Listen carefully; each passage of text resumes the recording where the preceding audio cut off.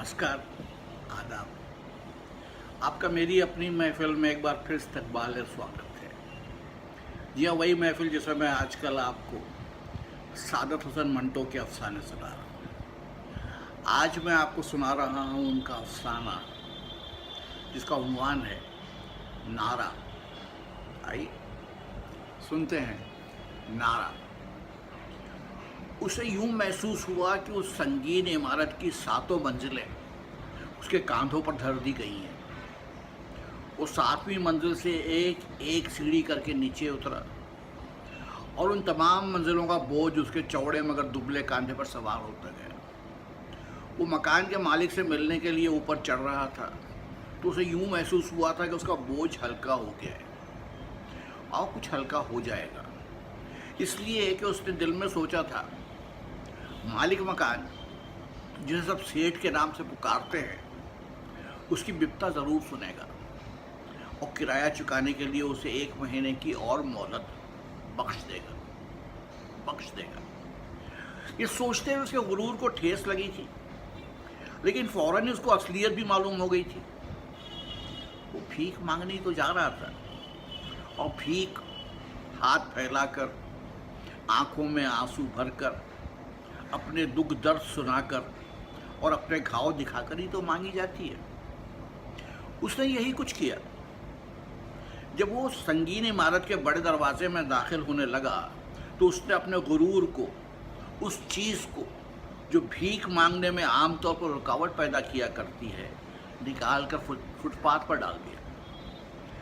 वो अपना दिया बुझाकर और अपने आप को अंधेरे में लपेटकर मालिक मकान के उस रोशन कमरे में दाखिल हुआ जहां वो अपनी 2 बिल्डिंगों का किराया वसूल किया करता था और हाथ जोड़कर एक तरफ खड़ा हो गया। सेठ के तिलक लगे माथे पर कई सिलवटें पड़ गई। उसका बालों भरा हाथ एक मोटी सी कॉपी की तरफ बढ़ा। 2 बड़ी बड़ी आंखों ने उस कॉपी पर कुछ हुरूफ पढ़े और एक भद्दी सी आवाज़ गूंजी, केशवलाल, खोली 5वीं, दूसरा माला, 2 महीनों का किराया, ले आए हो क्या? ये सुनकर उसने अपना दिल, जिसके सारे पुराने और नए घाव वो सीढ़ियाँ चढ़ते हुए कुरेद कर हरे कर चुका था, सेठ को दिखाना चाहा। उसे पूरा यकीन था कि उसे देखकर उसके दिल में ज़रूर हमदर्दी पैदा हो जाएगी, पर सेठ जी ने कुछ सुनना ना चाहा और उसके सीने में एक हुल्लड़ सा मच गया। सेठ के दिल में हमदर्दी पैदा करने के लिए उसने अपने वो तमाम दुख जो बीत चुके थे, गए गुजरे दिनों की गहरी खाई से निकाल कर उसने अपने दिल में भर लिए थे और उन तमाम जख्मों की जलन जो मुद्दत हुई मिट चुके थे, उसने बड़ी मुश्किल से इकट्ठी करके अपनी छाती में जमा की थी।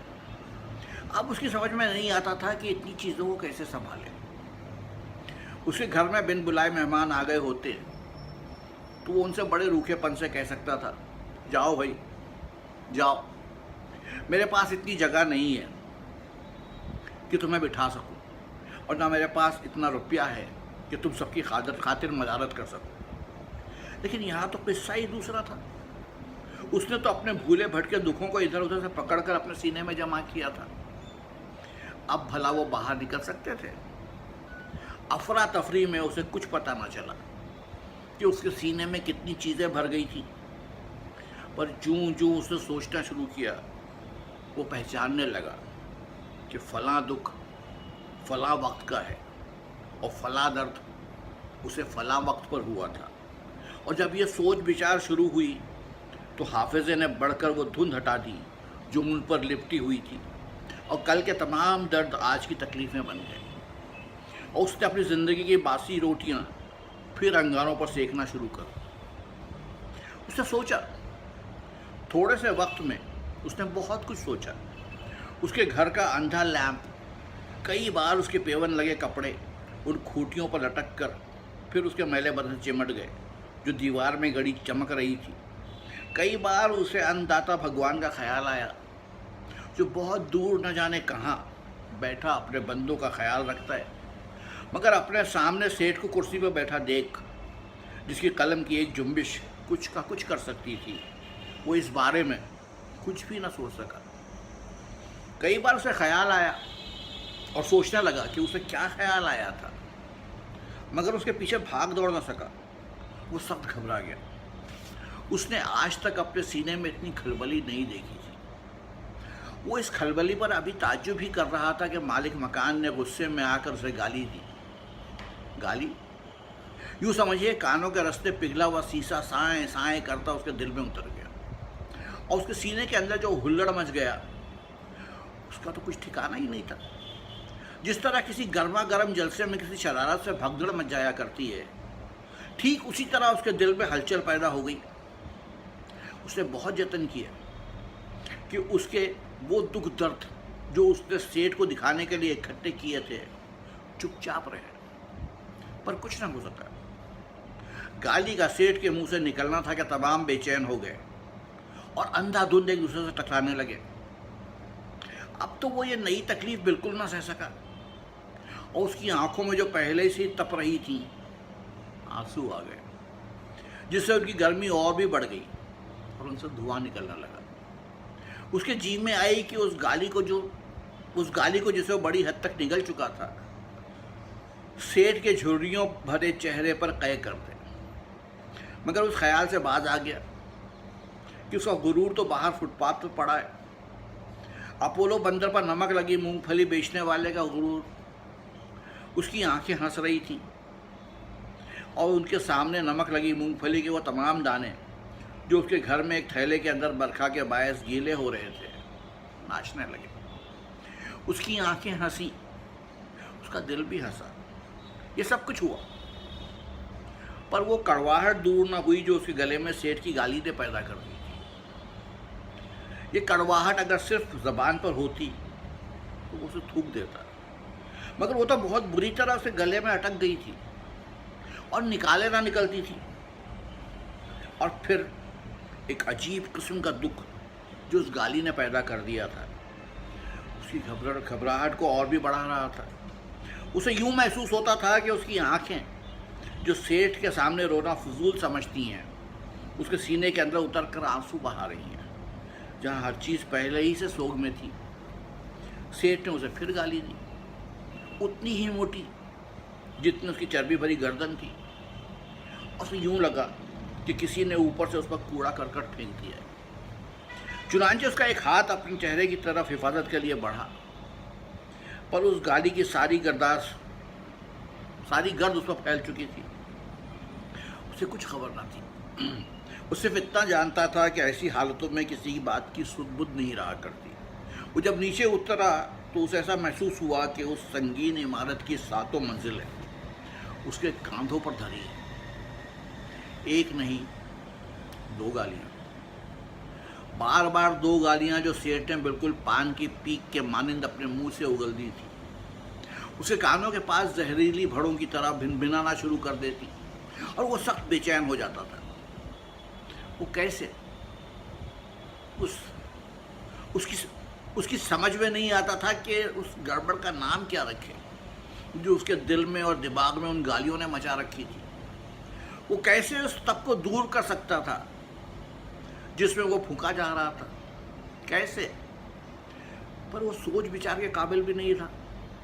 उसका दिमाग तो उस वक्त एक ऐसा अखाड़ा बना हुआ था जिसमें पहलवान कुश्ती लड़ रहे हैं, और जो ख्याल भी वहाँ पैदा होता किसी दूसरे ख्याल से जो पहले ही से वहाँ मौजूद होता भिड़ जाता और वो कुछ सोच ना सकता।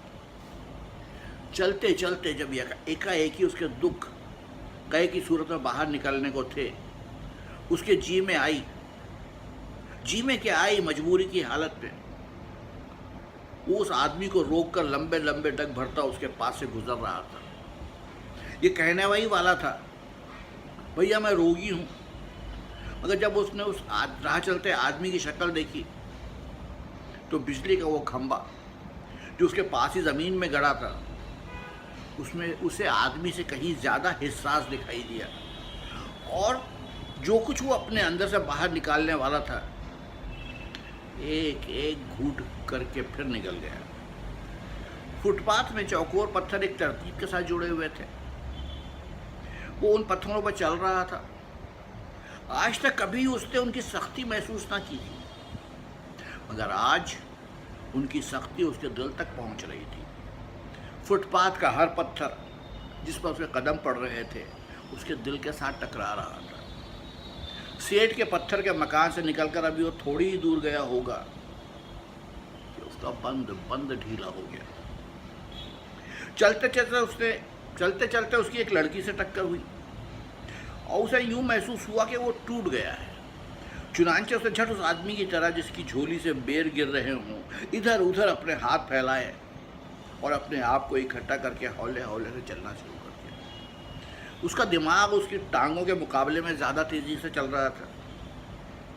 चुनांचे कभी चलते चलते उसे यह महसूस होता कि उसका निचला धड़ सारे का सारा बहुत पीछे रह गया और दिमाग बहुत आगे निकल गया। कई बार उसे इस ख्याल से ठहरना पड़ता है कि दोनों चीज़ें एक दूसरे के साथ साथ हो जाए।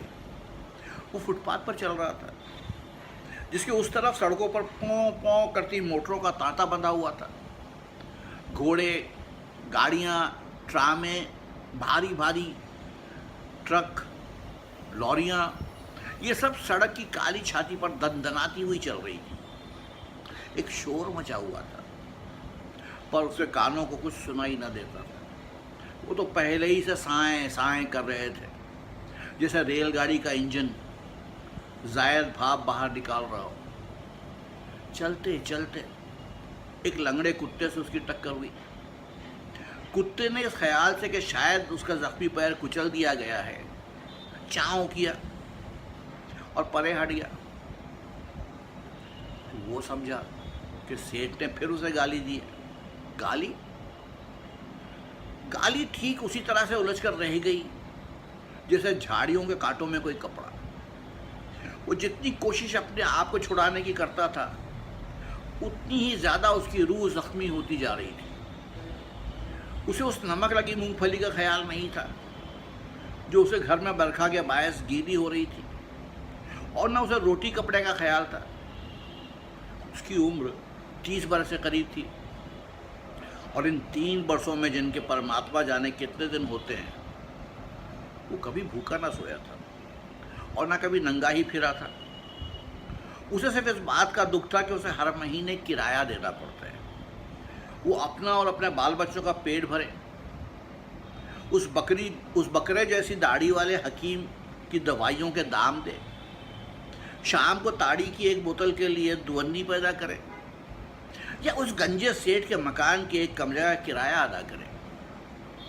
मकान और किरायों का फलसफा उसकी समझ से सदा ऊंचा रहा था और जब भी 10 रुपये गिरकर सेठ या उसके मुनीम की हथेली पर रखता तो समझता कि ज़बरदस्ती उससे यह रकम छीन ली गई है। और अब अगर वो 5 बरस तक बराबर किराया देते रहने के बाद सिर्फ 2 महीने का हिसाब चुकता ना कर सका तो क्या सेठ को इस बात का इख्तियार हो गया कि उसे गाली दे? सबसे बड़ी बात तो यही थी जो उसे खाए जा रही थी। उसे उन 20 रुपयों की परवाह न थी जो उसे आज नहीं कल अदा कर देने थे। वो उन 2 गालियों की बाबत सोच रहा था जो उन 20 रुपये के बीच से निकली थी। ना वो 20 रुपये का मखलूज होता और ना सेठ के खटाली जैसे मुंह से ये गंदगी बाहर निकलती। मान लिया वो धनवान था, उसके पास 2 बिल्डिंगें थीं जिनके 124 कमरों का किराया उसके पास आता था, पर उनमें 124 कमरों में जितने लोग रहते हैं उसके गुलाम तो नहीं। और अगर गुलाम भी हैं तो उन्हें गाली कैसे दे सकता है? ठीक है, उसे किराया चाहिए, पर मैं कहाँ से लाऊं? 5 बरस तक उसको देता ही रहा हूं, जब होगा दे दूंगा। पिछले बरस बरसात का सारा पानी हम पर टपकता रहा, पर मैंने उसे कभी गाली ना दी। हालांकि मुझे उससे कहीं ज़्यादा हौलनाक गालियाँ याद आ रही थी। मैंने सेठ से 1000 बार कहा कि सीढ़ी का डंडा टूट गया है, उसे बनवा दीजिए, पर मेरी एक ना सुनी गई। मेरी फूल सी बच्ची गिरी, उसका दाहिना हाथ हमेशा के लिए बेकार हो गया। मैं गालियों के बजाय उसे बद्दुआ दे सकता था, पर मुझे इसका ध्यान नहीं आया। 2 महीने का किराया ना चुकाने पर मैं गालियों का काबिल हो गया।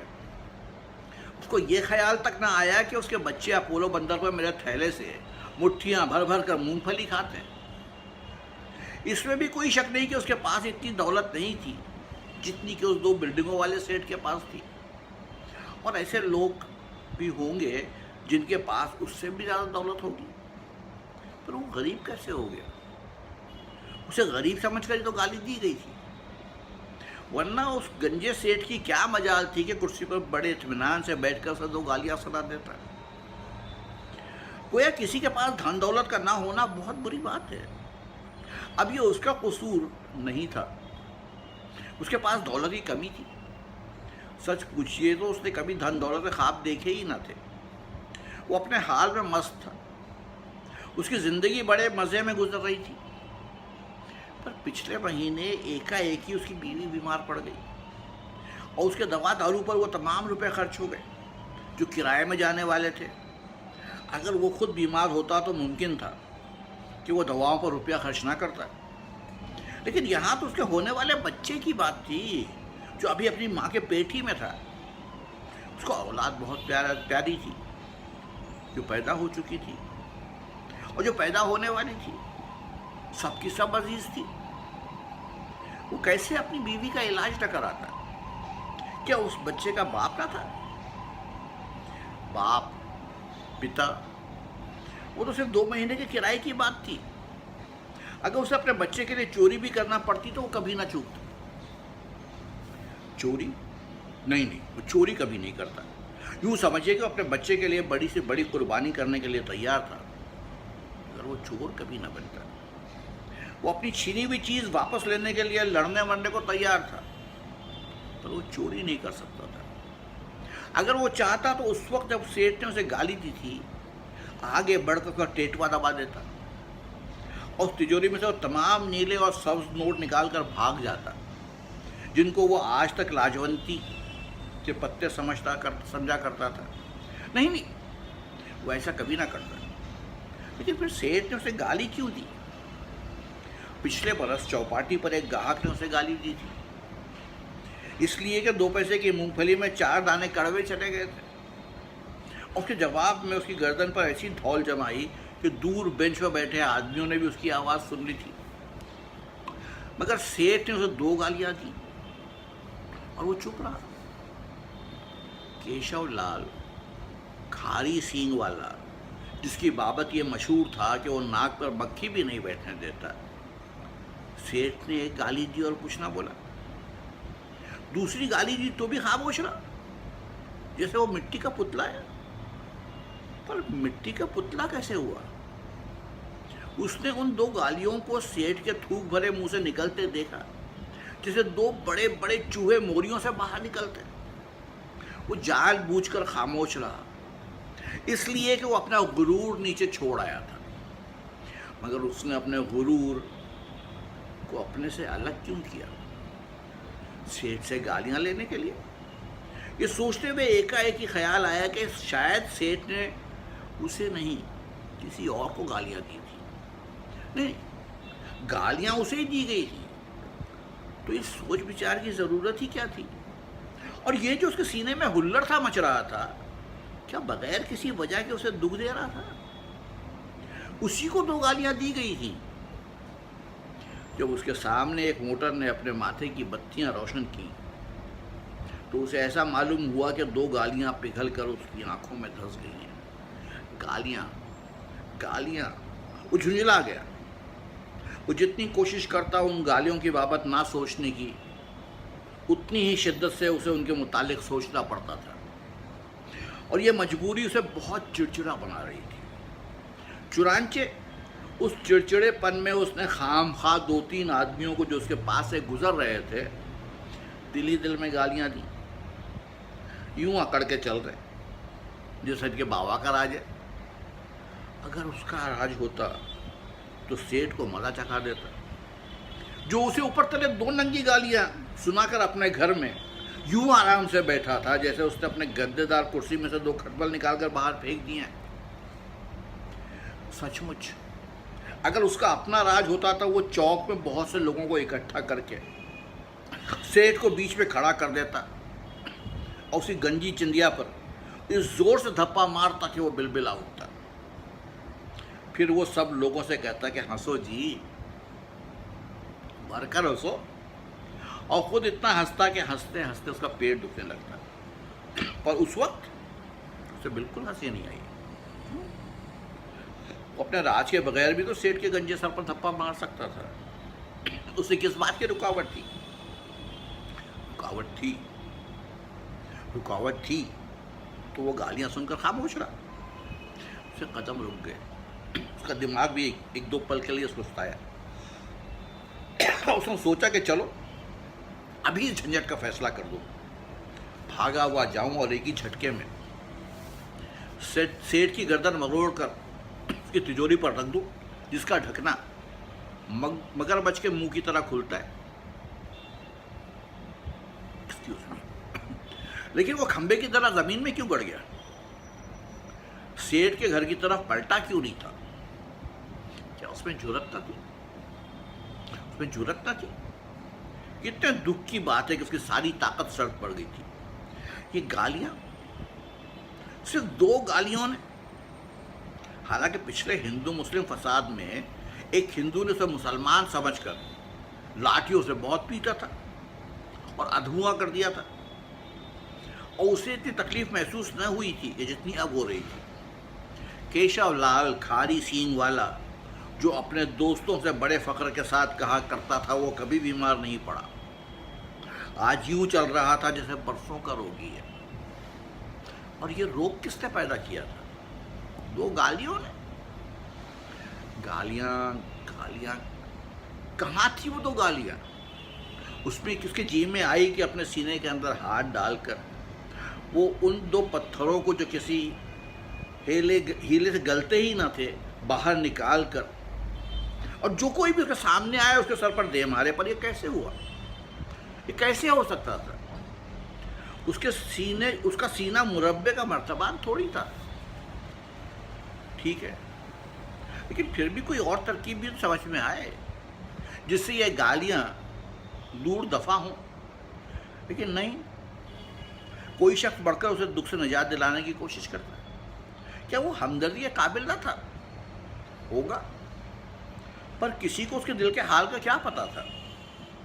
वो खुली किताब थोड़ी था, और ना उसने अपना दिल बाहर लटका रखा था। अंदर की बात किसी को क्या मालूम? ना मालूम हो, परमात्मा करे कि किसी को मालूम ना हो। अगर किसी को अंदर की बात का पता चल गया तो केशव लाल खारी सींग वाले के लिए डूब मरने की बात थी। गालियां सुनकर खामोश रहना मामूली बात थी क्या? मामूली बात नहीं, बहुत बड़ी बात है। हिमालय पहाड़ जितनी बात है, उससे भी बड़ी बात है। उसका गुरूर मिट्टी में मिल गया, उसकी जिल्लत हुई, उसकी नाक कट गई, उसका सब कुछ लुट गया। चलो भाई, छुट्टी हुई। अब तो ये गालियां उसका पीछा छोड़ दे। वो कमीना था, रजील था, नीच था, गंदगी साफ करने वाला भंगी था, कुत्ता था, तो गालियां मिलना ही चाहिए थी। नहीं, किसी क्या बजाल थी कि उसे गालियां दे? और फिर बगैर किसी कसूर के उसे कच्चा ना चबा जाता। अमा हटाओ, ये सब कहने की बातें। तुमने शेर से क्यों गालियां सुनी? जैसे मीठी मीठी बोलियां हों। मीठी मीठी बोलियां बड़े मजेदार घूमते, चलो यही सही।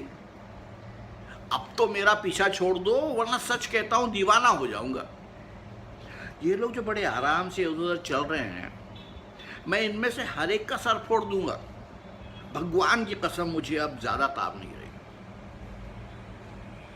मैं जरूर दीवाने कुत्ते की तरह सबको काटना शुरू कर दूंगा। लोग मुझे पागल खाने में बंद कर देंगे और मैं दीवारों के साथ अपना सर टकरा टकरा कर मर जाऊंगा। सच कहता हूं, मर जाऊंगा। और मेरी राधा विधवा और मेरे बच्चे अनाथ हो जाएंगे। ये सब कुछ इसलिए होगा कि मैंने सेठ से 2 गालियां सुनी और खामोश रहा। जैसे मेरे मुंह में ताला लगा हुआ था।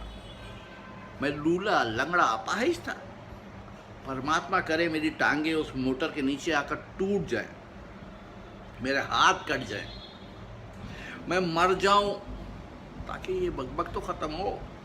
तौबा, कोई ठिकाना है इस दुख का?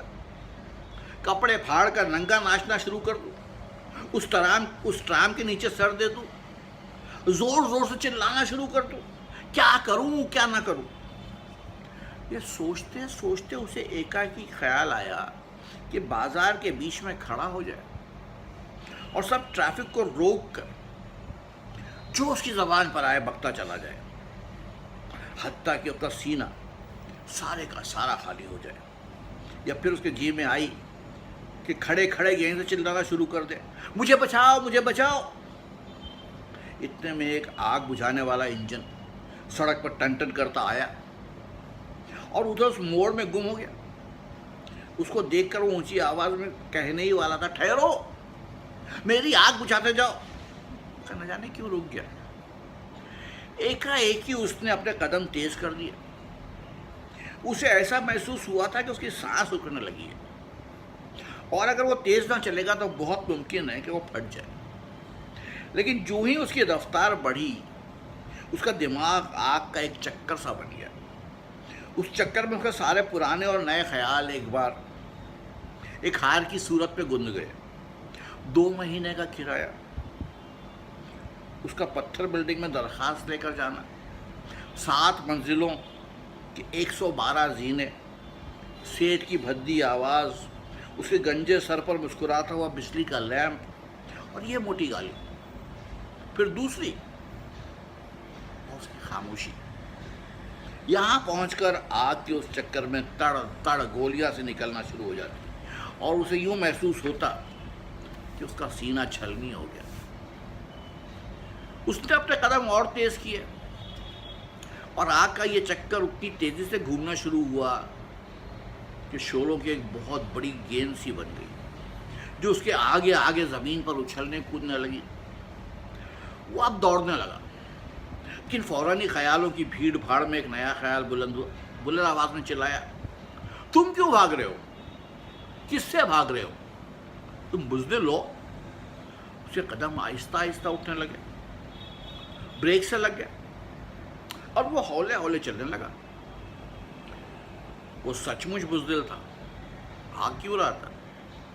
उसे तो इंतकाम लेना था, इंतकाम।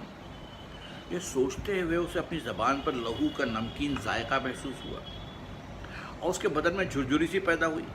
लहू, लहू। उसे आसमान ज़मीन सभी लहू में रंगे हुए नजर आए। लहू उस वक्त उसमें इतनी कुव्वत थी कि पत्थरों की रगों में से भी लहू निचोड़ सकता था।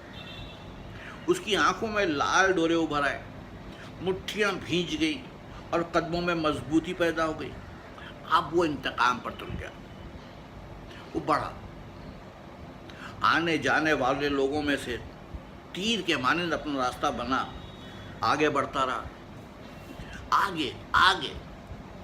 जिस तरह तेज चलने वाली गाड़ी रेलगाड़ी छोटे छोटे स्टेशनों को छोड़ाए, जिस तरह तेज चलने वाली रेलगाड़ी छोटे छोटे स्टेशनों को छोड़ जाया करती है, उसी तरह वो बिजली के खंभों, दुकानों और लंबे लंबे बाजारों को अपने पीछे छोड़ता आगे बढ़ रहा था। आगे आगे, बहुत आगे। अंदर ही अंदर उसने अपने जर्रे को एक बम बना लिया था कि वक्त पर काम आए। मुख्तलिफ बाजारों से जहरीले सांप की मानंद फुनकारता हुआ वो अपोलो बंदर पहुंचा। Apollo, gateway of India. Gateway of India के सामने बेशुमार मोटरें कतार अंदर कतार खड़ी थीं। उनको देखकर उसने ये समझा कि बहुत से गिद्ध